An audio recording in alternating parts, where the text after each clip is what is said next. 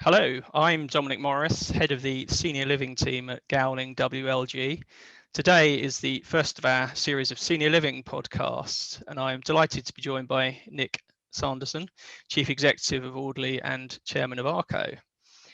On the back of the rapid expansion of the senior living sector in recent years, COVID has shone more than something of a spotlight on how we can best meet the needs of our ageing population for specialist housing. So Nick, against that backdrop, I would like to jump straight in if I can and ask you what the experience has been for your residents of living in your communities over the past year. Well, thank you, Dom. Nice to be with you. Hello, everybody. I would say better than most, truthfully, in the community. The retirement villages we create have offered us the opportunity to allow people, I think, the best of all worlds. They've been able to isolate within their own homes, within their own environment, with all of their familiar surroundings, with their neighbours and the rest of the community in close proximity, but isolated, with us there to provide them with a whole range of services to keep them independent, to keep them supported, to keep them entertained, but most importantly, to keep them safe, to deliver them care if it's needed, to deliver them meals to their front door, to do their shopping, everything that can be done to keep them active and safe. And I think it's been a brilliant example of what the model can offer, actually.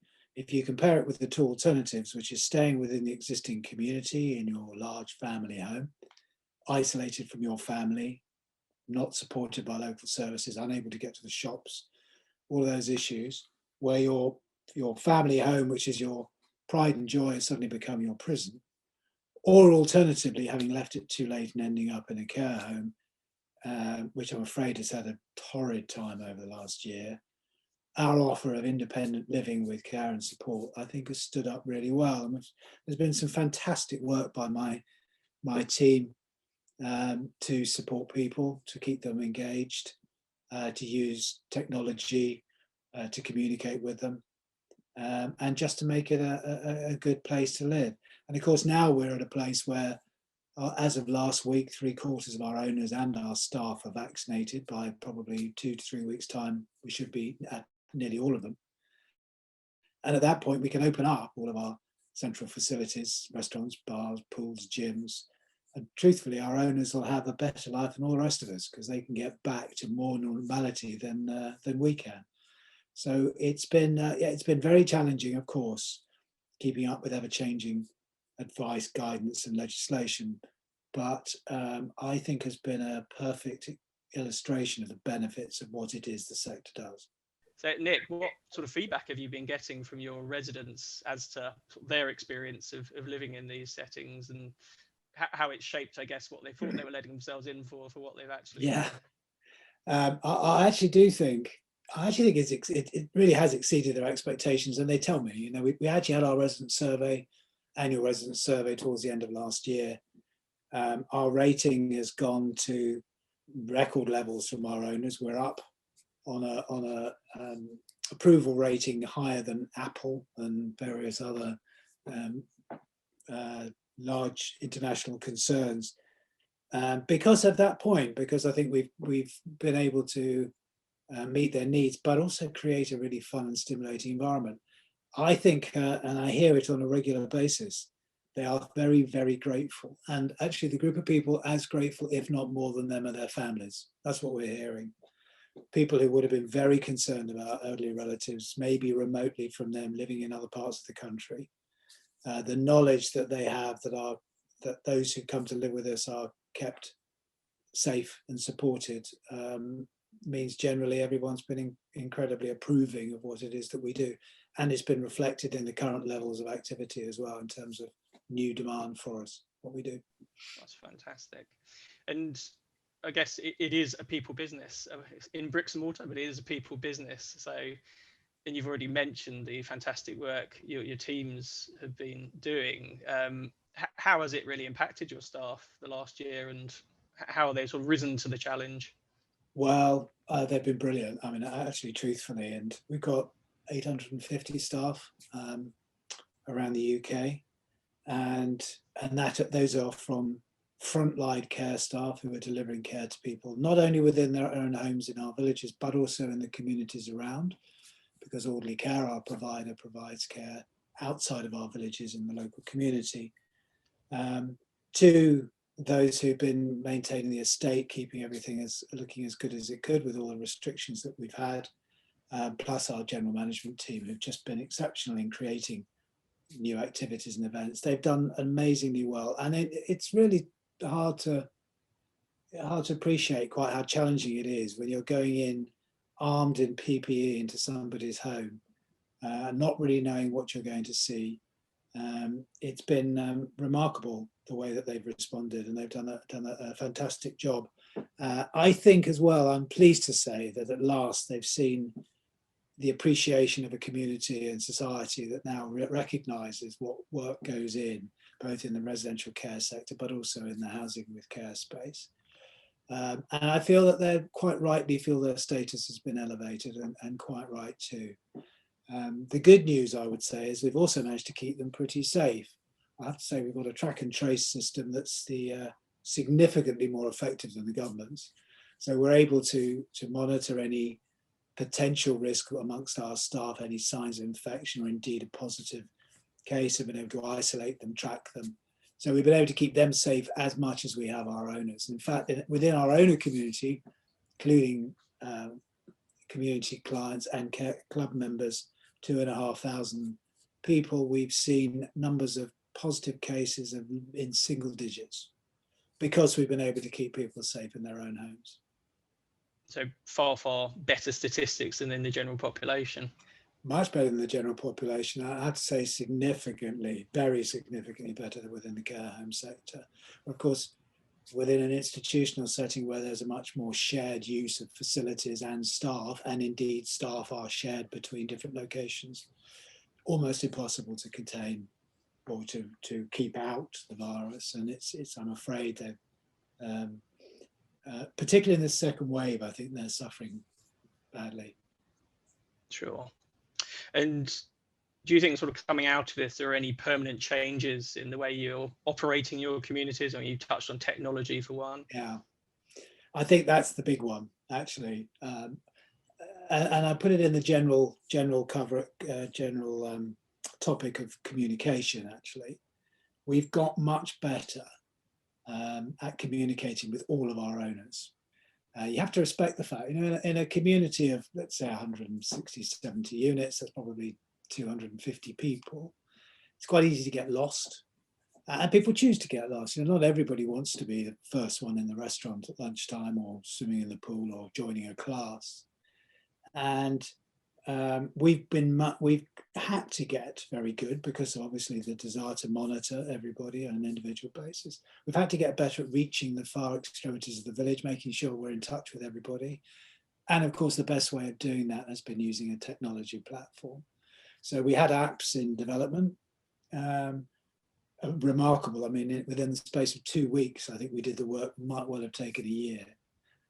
And delivered apps to each village, and on which that was a great platform. We then took those of our owners who communicated with us through those platforms from less than 50% to over 85%, and I think we're up over 90 now. People communicate with us through a smartphone or a tablet, and of course that gives us direct contact into their homes, the ability to communicate with them, for them to communicate with us, to whether it's ordering a meal or joining a virtual drinks party or doing an exercise class online, whatever it is. We've had this great two-way communication that will never go back.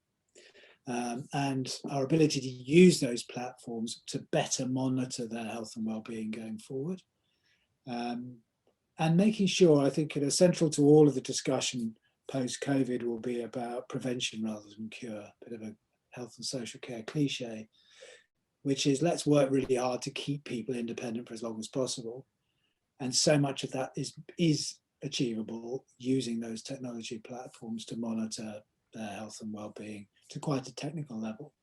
I think that's the big change that we'll see going forward. Core principles are the same: good housing, great lifestyle, care if you need it, but with advances in the way that we deliver service.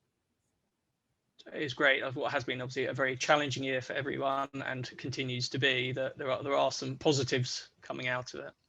And I guess it's also sort of directly impacted your approach to sales and marketing in particular. You can't get people on sites to look at the marvelous product you've got. So how have you sort of gone about tackling that? Same thing, actually. I mean, we went into the pandemic very positive, actually. I think our forecast done in December 19, seeing an election result, if you remember back that far, seeing the prospect of Brexit being resolved, still took a bit longer. Maybe hasn't still been resolved, actually. We were very, very optimistic. We had some very high quality villages coming and stock being delivered to the market. We then went into a really difficult period with lockdown. But we had 17,000 people on our database. What we had to do was keep communicating with them. Same thing. Now, already actually from new prospects, vast majority, well over half, contact us originally through an iPhone or a tablet. So we have their email addresses. So we kept communicating with them all the way through, so that when we could open our sales offices, they came back in, and they came back in a rush. And we were able to share with them through those communication channels what life they were missing not being in our villages. So they saw the virtual drinks parties and everything going on. So that was a really, really positive thing that we're able to do. Plus, of course, it's so much easier now with virtual tours. We've had buyers who bought without ever visiting a village very quickly. Speed of sale is half what it was a year before, because people, when they want it sort of now, to get into the village, and a lot of that can be done virtually. But now, and then we've gone back into that with lockdown. But it's been a great year. We had the second half of the year was as busy as we could have expected. That's great news. And with Brexit, I guess, having occurred, with the stamp duty reliefs likely to expire imminently, what's your view of the sales market for the year ahead? Well, I mean, we can't hide from the fact that we are, we're related to the macro housing market. The housing market needs to be liquid for our customers to be able to sell their larger homes to downsize to us.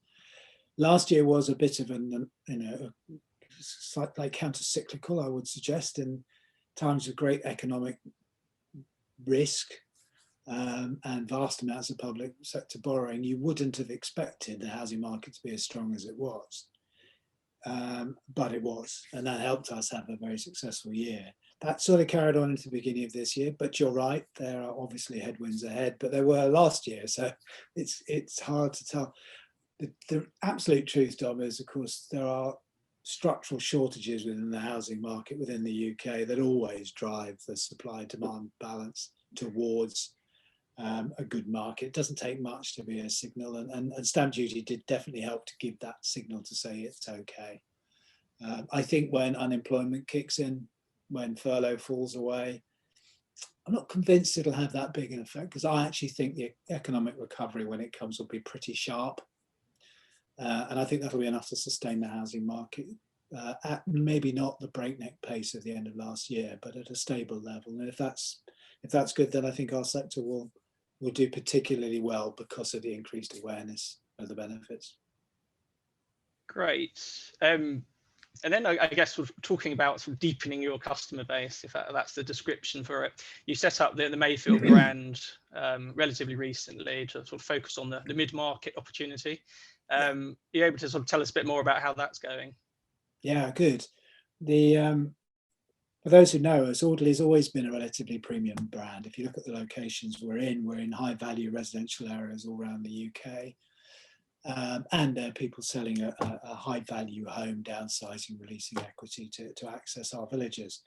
We felt for a very long time that there's a much bigger market out there amongst the 75% of over 65 are homeowners, much closer to the average house price in areas, and that was a market we felt we were missing.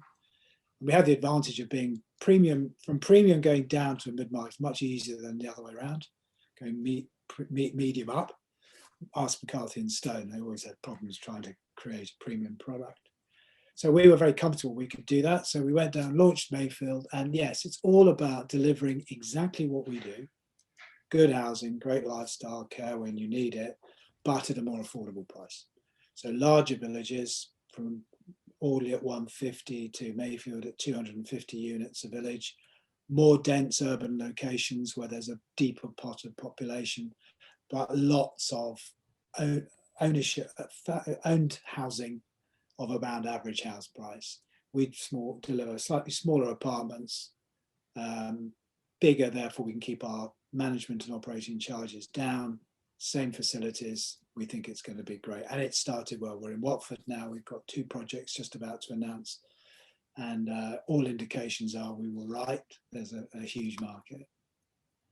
Fantastic. And I guess as part of that offer, sort of the traditional Audley model has been a for sale, long lease model. But as part of that offer, rentals presumably coming into play, or potentially coming into play.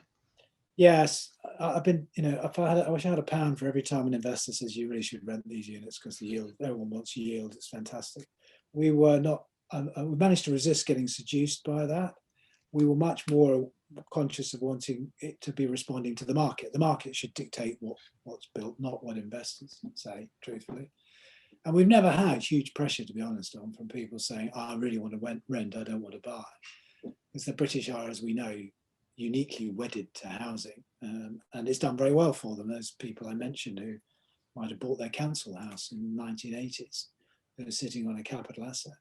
So it hasn't traditionally been a great demand, but we do feel, particularly actually because the residential care sector is going to need a lot of change, should be focusing on the more higher dependency, complex need, end of life area.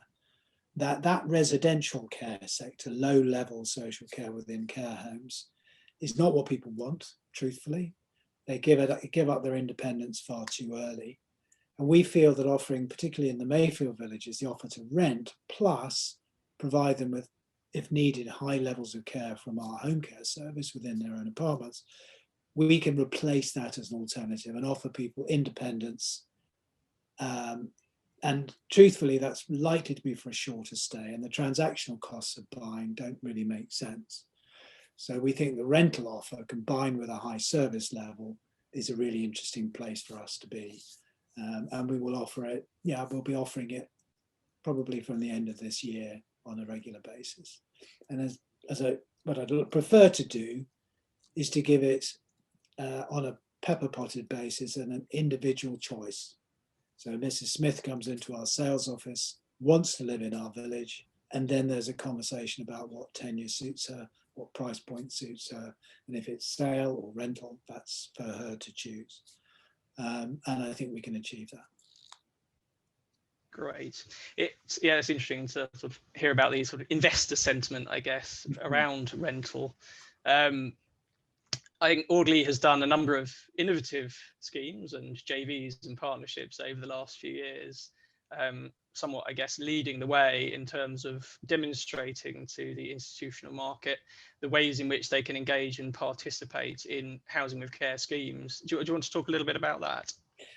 Yes, it's it's been a challenge for the sector, and now I think it's gradually converting to the opportunity, which is we have 2 very distinct disciplines within our business, 2 very distinct value drivers. There's the sort of development piece, house building, which is you buy land, you build something and you sell.